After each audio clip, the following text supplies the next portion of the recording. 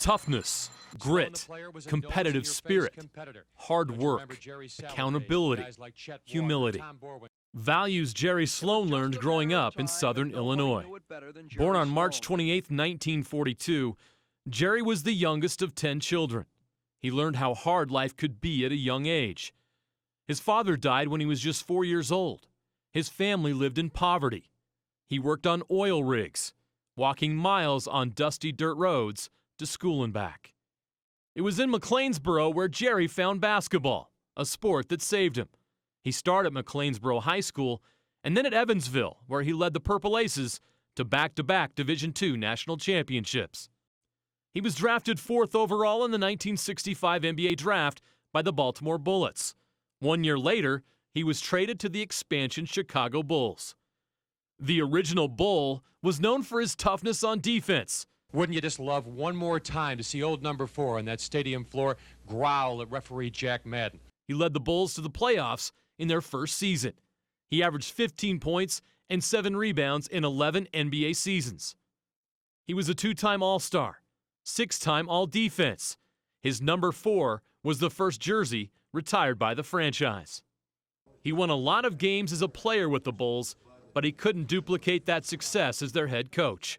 Well, you got to win, you know. I mean, I wasn't winning enough games. He was fired in the middle of his 3rd season.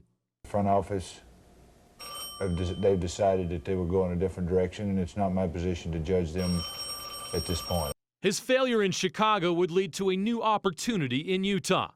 He got a call from Frank Layden. Jerry was an assistant coach under Frank Layden from 1984 to 1988. On December 12, 1988, Frank Layden abruptly resigned, and Jerry Sloan became the head coach of the Utah Jazz. I'm in the position now that he had, and I'm looking forward to it, and I'm excited about it. It was the beginning of a Hall of Fame run. The qualities that defined him as a player were the same as a coach. He was a fiery competitor. Oh, he shoves the referee. He's out. And Sloan throws him a kiss right back. There were ups and downs, early playoff exits, but the team led by future Hall of Famers John Stockton and Karl Malone took on the personality of their coach. Traitor to the mailman, in your face, Brad Lojas. And the Jazz won a lot. Three-pointer, it's good, he did it. The Jazz win the game, incredible. You gotta love it, baby. The Jazz have done it again. Jerry Sloan as happy as he can be.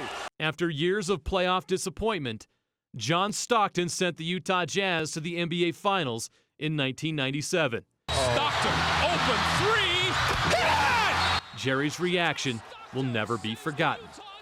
The Jazz came close, but Michael Jordan stood in the way of that elusive NBA title. As the Stockton to Malone era came to a close, Jerry would keep coaching and keep fighting. He was dealing with losing on the court and adversity off the court. Bobby and Jerry were high school sweethearts. They had 3 children. His wife of 41 years battled breast cancer for 6 years. But I'm going to do whatever I have to do to stay here with this wonderful man as long as I can. No, I appreciate the support everybody's given us, but it's so damn difficult for us. Then after battling pancreatic cancer, she died in 2004. It was a dark time for Jerry, but he found happiness again. He met Tammy Jessup. They were married in 2006. As he found happiness again off the court, the Jazz became a winner again on the court. A team that featured Carlos Boozer, Darren Williams, Mehmet Okur, Andre Kirilenko, and Paul Millsap averaged 52 wins over 4 seasons. They won 4 playoff series in 4 years and reached the Western Conference Finals for the 6th time in franchise history. Jerry would receive basketball's highest honor in 2009. He was inducted into the Naismith Basketball Hall of Fame. It seemed like Jerry would coach the Jazz forever. But his 23 years as the head coach of the Utah Jazz came to an abrupt end. Today, the Utah Jazz has accepted the resignation of Jerry Sloan. On February 10, 2011, after a game against the Chicago Bulls, Jerry Sloan and his longtime assistant Phil Johnson resigned in the middle of the 2010-11 season. My time is up, and it's time for me to move on. And today is the end of an amazing era. Sloan would continue to work for the franchise as an advisor.